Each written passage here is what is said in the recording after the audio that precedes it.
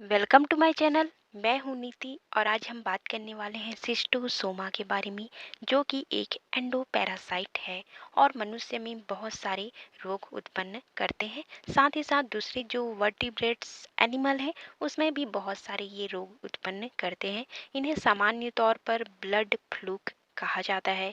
और देखें तो शिस्टोसोमा जो है वो घोंघे या फिर जो हमारे मोलास्क होते हैं उससे हमारे जो मनुष्य हैं उनके शरीर तक पहुंच जाते हैं और रोग उत्पन्न करते हैं। तो यहाँ पे जो हमारा घोंघा है वो इंटरमीडिएट होस्ट की तरह कार्य करता है। अगर हम और देखने की कोशिश करें तो शिस्टोसोमा को बिलहर्जिया पैरासाइट भी कहा जाता है, क्योंकि इसकी खोज बिलहर्ज नामक साइंटिस्ट ने की थी 1851 में। अगर हम देखें और इनके बारे में डिटेल से, तो इनमें जो मेल और फीमेल वाले ऑर्गन हैं, पार्ट हैं, वो अलग अलग जीवों में पाए जाते हैं। इनमें मेल छोटा होता है, मोटा होगा और चौड़ा होता है। इसके अपोजिट जो हमारी फीमेल है वो लंबी होगी और पतली होगी। अगर हम कंपेयर करें यहाँ पे मेल और फीमेल में, मैच्योरिटी के बाद यहाँ पे जो हमारा हमारा जो फीमेल है हमारी जो फीमेल है वो मेल के गायनोकोफोरिक कैनाल में स्थायी रूप से रहती है। मेल में एक कैनाल पाया जाता है गायनिकोफोरिक, उसी में फीमेल जो है वो मैच्योर हो जाती है, तब वहाँ पे रहती है।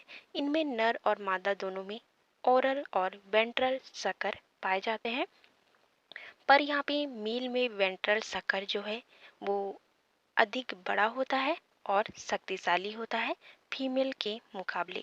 चलिए देखते हैं इनका जीवन चक्र या फिर कहें लाइफ साइकिल। मैंने पहले ही बताया मोलास्क या फिर घोंघो घोंघा जो है उसे ये इंटरमीडिएट होस्ट की तरह यूज़ करते हैं। इनका जो पहला लार्वा है जिसे मीरासीडियम लार्वा कहा जाता है, वो घोंघे में छेद करके प्रवेश कर जाता है और बाद में लंबा होकर स्पोरोसिस्ट बनाता है।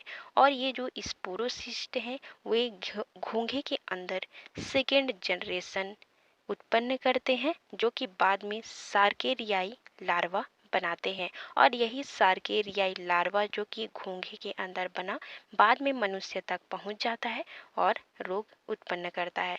तो इसको डिटेल से देखें तो जो सार्केरियाई लार्वा है वो पानी में चले जाते हैं और जब मनुष्य के संपर्क में आते हैं तब ये जो लार्वा हैं वो मनुष्य के शरीर को बेध कर शरीर के अंदर प्रवेश कर जाते हैं और यहाँ पे मनुष्य के अंदर पहुंच गए और इन्फेक्शन जो है वो उत्पन्न करना चालू कर देते हैं।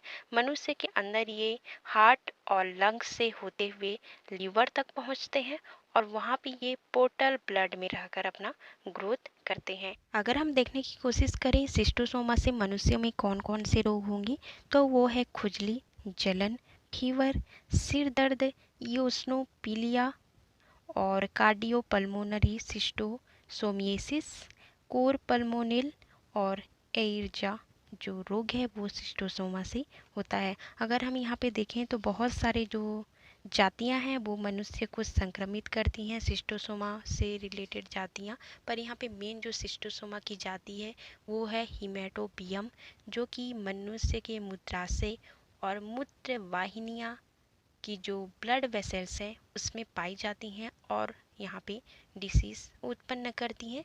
साथ ही और एक हमारा शिस्टोसोमा की प्रजाति है जिसे मैनसोनी कहा जाता है, जो कि पोर्टल सिराओं में पाई जाती है। उनकी छोटी छोटी जो शाखाएं हैं उसमें पाई जाती हैं और यहाँ पे बीमारियाँ उत्पन्न करती हैं। तो इस प्रकार जो शिस्टोसोमा है वो मनुष्य में बहुत सारे रोग उत्पन्न करते हैं।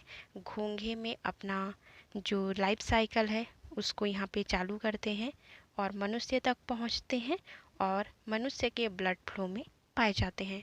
वीडियो अच्छा लगा तो लाइक ज़रूर ही कीजिए, बेल आइकन प्रेस कीजिए और हाँ, सब्सक्राइब तो ज़रूर ही कर दीजिए। Thank you so much for watching.